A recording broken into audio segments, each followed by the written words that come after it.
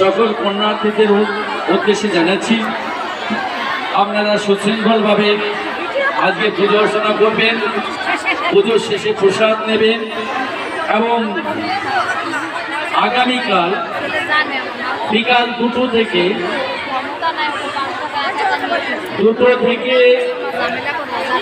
আমাদের এই পুজো উপলক্ষে খিচুড়ি প্রসাদ বিতরণ করা হবে।